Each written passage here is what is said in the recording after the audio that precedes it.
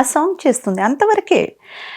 ఎవరు కూడా మనల్ని అలా తప్పుగా చూసానని నేను చెప్పట్లా. బట్ నాకే అది నచ్చల. నాకే ఒక ఫీలింగ్, ఇలాంటి కాస్ట్యూమ్స్ వేసుకొని వీళ్ళ ముందే నిలబడ్డాం ఏంటి అనే ఒక సిగ్గు వచ్చేస్తుంది నాకు విపరీతంగా. అందుకని నేను ఇంకా సార్ నాకు గ్లామర్గా కాస్ట్యూమ్స్ ఉంటే నేను వేసుకోను సార్, కొంచెం నిండుగా ఉంటే నేను వేసుకుంటానని చెప్పడం వల్ల అలా అలా అలా అలా అలా మూవీస్ తగ్గింది. కానీ మా అమ్మా నాన్న ఆశీర్వాదం, పెద్దల ఆశీర్వాదం ఏంటంటే కరెక్ట్గా నాకు ఇక్కడ తెలుగులో మూవీస్ అంతా తగ్గి ఒక డిమినిషింగ్ పీరియడ్ వచ్చేటప్పటికి మలయాళంలో అందుకున్నాను.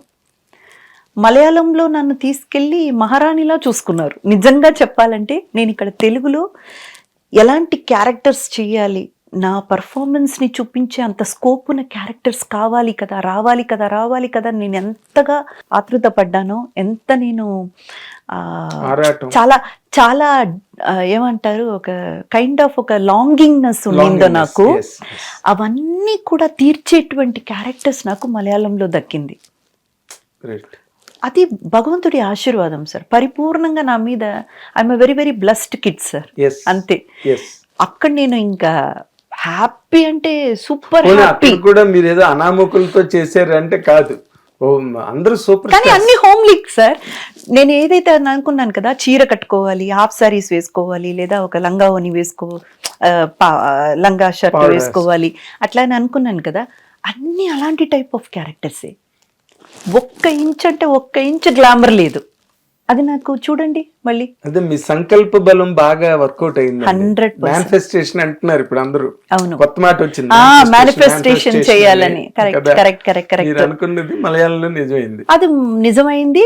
నాకు మంచి వర్క్ కలిగింది. ఆ తర్వాత దాంతో పాటు తమిళ్లో కూడా ఒక 4-5 మూవీస్ నేను చేశాను. బిఫోర్ మై మ్యారేజ్ ఒక 6 or 8 months ముందు ఆపేశాను. 2006లో I got married. So till that day I was working. By God's grace బిజీగా వర్క్ చేశాను. మ్యారేజ్ కోసం అని ఒక 6-8 months బిఫోర్ ఆపేసి ఆ తర్వాత I got married. అండ్ ఆ తర్వాత 1 yearలోనే పాప పుట్టింది. తర్వాత కొంచెం పాప పెరిగి ఎదిగి ఒక ఇదికి వచ్చేదా వరకు ఏం చేయలేదు, ఇంట్లోనే ఉన్నాను. ఫ్యామిలీని చూసి. ఇది కదండి పర్సనాలిటీ డెవలప్మెంట్ అంటే. క్లాసులకి వెళ్ళి నేర్చుకుంటున్నారు, పర్సనాలిటీ డెవలప్మెంట్ అంటే ఇదే. నాకు అలా కుదిరింది సార్. యాక్చువల్ గా కుదరడం ఏంటమ్మా, మీరు కావాలని ఇంటెన్షనల్ గా వదులుకున్నారు కొన్ని విషయాలు. అది కాకుండా పెళ్లి తర్వాత నేను చెయ్యను అనే ఒక డిటర్మినేషన్ ఉంది చూసారా, అది చాలా మంది చేయలేరు. ఎందుకంటే ఇప్పుడు ఫర్ ఎగ్జాంపుల్ మీ లైఫ్ గురించి మాట్లాడుకుందాం. అప్పటి వరకు అడ్వాన్సులు, ఇన్స్టాల్మెంట్లు, డబ్బు అసలు అలాగా వరదలాగా వస్తున్నది. ఒక్కసారి మీరు సినిమాలు మానేశారంటే you become a very very normal person like any government employees wife. అంతే. నెల రోజులకి ఒకసారి జీతం కాదు సార్. ఇది మూవీలో వర్క్ చేసేటప్పుడు కూడా ఇంటికి వెళ్ళిపోతే అలాగే ఉండేవాళ్ళం సార్. నేను అలాగే ఉండేదాన్ని. మా మమ్మీ వాళ్ళు అలాగంతా ఏం స్పెషల్ ట్రీట్మెంట్స్ ఏమి ఉండదు ఇంట్లో. ఇంటికి వెళ్ళామా, అప్పుడు మాకు సర్వెంట్ మేట్స్ కూడా ఎవరు లేరు ఇంట్లో. మా చెల్లెళ్ళు, నేను, మేము ముగ్గురమే కలిసి ఇల్లు ఊడ్చుకునే వాళ్ళం, అంట్లు తోముకునే వాళ్ళం, వంటలు నాన్నగారిని కూర్చోబెట్టేసి మేము చేసేవాళ్ళం. ఎందుకంటే అమ్మ చేయకూడదు కదా, నాన్న చేసేవాళ్ళు కదా. నేను ఇంటికి వెళ్ళిపోయాను అనుకోండి, నాన్నని కూర్చోబెట్టి నేను చేసేదాన్ని, మా చెల్లెలు చేసేవాళ్ళు. మేము అట్లాగేం పెరగలేదు సార్. మాది నార్మల్ మిడిల్ క్లాస్ ఆ లైఫ్ అండ్ ఆ మెంటాలిటీయే. అదేం ఉండదు. ఇప్పుడు కూడా చూడండి, ఇక్కడ షూట్ చేస్తున్నాను కదా, ఇంటికి వెళ్ళిపోయాను అనుకోండి, 3 పూట్ల నేనే వండడం. మా ఇంట్లో వంట మనిషి అంతా ఎవరు లేరండి. ఒకే ఒక ఆవిడ మార్నింగ్ మన పార్కింగ్ దగ్గర నుంచి స్టెప్స్ అవి ఇవి అన్నీ మనది ఇండిపెండెంట్ హౌస్ అన్నమాట, ఫ్లాట్స్ కాదు. సో ఇవన్నీ మొత్తం ఊడవాలి సాలిగ్రామంలో. సో అవన్నీ ఊడడానికి అండ్ మన ఇంట్లో లోపల ఊడ్చేసి మార్నింగ్ తుడిచేసి ఆవిడ వెళ్ళిపోతారు. ఆ తర్వాత అన్ని పనులు నేనే చూసుకుంటానండి. అవేమి ఉండవు సార్. ఇప్పటికీ నాకు వంట మనిషి అని ఎవరు లేరు, బయటకు వెళ్ళి రావడానికి. అలాగే కార్ డ్రైవర్స్ అని ఎవరు ఉండరు, సెల్ఫ్ డ్రైవింగే. పాపని ట్యూషన్లో డ్రాప్ చేయడానికి ఒక 2-wheeler ఉంది, హ్యాపీగా తీసుకెళ్తారు. అంతే కదా సార్, మాస్క్ పెట్టేసుకుంటే అయిపోయా. ఎవరిని తెలియదు. ఏం లేదు సార్, ఇవన్నీ మనం క్రియేట్ చేసుకునేవి సార్. నేను ఇది నన్ను ఇలా చూస్తారు, లేదా నేను ఇలా ఉంటేనే నన్ను గౌరవిస్తారు, నేను ఆర్టిస్ట్ని ఇలాగే ఉండాలనేదంతా మన మైండ్ సెట్ సార్. అలాగంతా ఏమీ లేదు. మనం మనంగా ఉండొచ్చు. మనం మనంగా ఉంటూ కూడా మన ప్రొఫెషన్లో మనం సాధించవచ్చు. ఎందుకంటే ఇది వేరు, అది వేరు. అలా అనుకోవడమే కష్టం.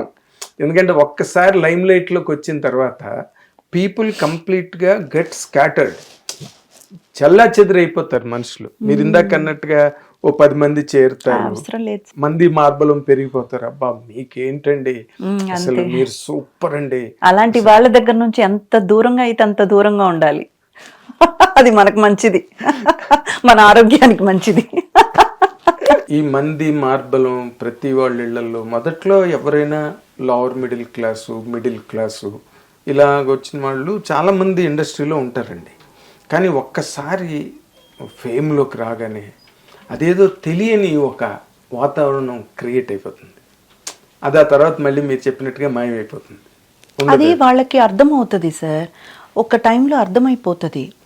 ఆహా, మనం ఏదో పెద్ద చిక్కులో ఉన్నాము, అర్థమవుతుంది. తప్పకుండా ప్రతి ఒక్కరికి వీళ్ళెవ్వరిని మనం నమ్మడానికి వీలు లేదు, వీళ్ళందరూ మనల్ని ముంచేసేలాగే ఉన్నారు, మనం చాలా ఒక క్లిష్టమైన పరిస్థితిలో ఉన్నామని తెలుసుకునేటప్పటికే మునిగిపోతుంటారు. అలా ఆల్రెడీ సుడిగుండంలోకి ఉంటారు. అప్పుడే రిలీజ్ చేయడం స్టార్ట్ చేస్తారు. అక్కడ స్టార్ట్ చేసినప్పుడు వాళ్ళ పరిస్థితి ఆలోచించండి. ఇంకేముండదు.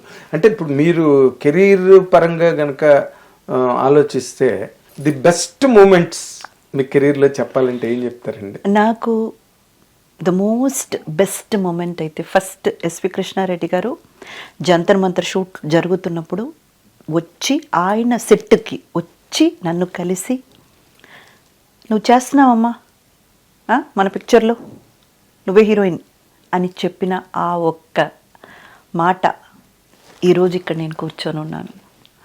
సో ఎస్వి కృష్ణారెడ్డి గారిని కలవడం, ఆయన నోటంటే ఆ మాట రావడం అన్నది ఎప్పటికీ నా లైఫ్లో టిల్ మై లాస్ట్ బ్రెత్ నేను మర్చిపోను సార్. అలాగే గుణశేఖర్ గారు సొగసు చూడతరమ మూవీకి నేను రాజమండ్రిలో షూట్లో ఉన్నాను. అక్కడ డేట్ క్లాష్ అనమాట. నా కోసం ఇక్కడ వాళ్ళు 3 డేస్గా వెయిటింగ్, షూటింగ్ స్టార్ట్ చేయకుండా హైదరాబాద్లో, నేనేమో రాజమండ్రిలో ఉన్నాను. ఇవేవి నాకు తెలియదండి. అప్పుడు ఒక మేనేజర్ అని ఒక ఆయన ఉండేవారు, ఆయన సరిగ్గా కమ్యూనికేషన్ ఎక్కడో డిస్టర్బ్ అయ్యో ఏం ప్రాబ్లం మరి నాకు తెలీదు. 3 డేస్గా నేను వస్తాను, ఈరోజు వచ్చేస్తాను అనేసి 3 డేస్గా దే ఆర్ ఆల్ వెయిటింగ్. అప్పుడు నేను రాజమండ్రిలో ఒక 3-4 పిక్చర్స్లో జరుగుతున్నాయండి. అప్పుడు ఎలాగంటే సార్, ఇప్పుడు మనం ఏదో ఒక లొకేషన్కి వెళ్తున్నాం అనుకోండి, అక్కడక్కడే వచ్చేసి ఒక 2-3 పిక్చర్స్, ఇప్పుడు ఊటీకి వెళ్ళామనుకోండి, ఒక్క మూవీ సాంగ్ తీసుకొని మనం రాము, అలాగే కంటిన్యూగా ఇంకొక మూవీ, అలాగే ఇంకొక మూవీ, ఒక 15 రోజులు లేదా 20 రోజులు కంటిన్యూ షెడ్యూల్ వేసేస్తారు. I'm not so sure sir. నాకు తెలిసి ఈతరం బాబురావు గారిది షూట్ ఏదో రాజమండ్రిలో, కరెక్ట్, ఎర్రోడ్ షూట్ ఉండొచ్చు, అక్కడ ఉన్నాను. సో ద నెక్స్ట్ డే నేను వచ్చినప్పుడు గుణశేఖర్ గారు నాతో సరిగ్గా మాట్లాడలే.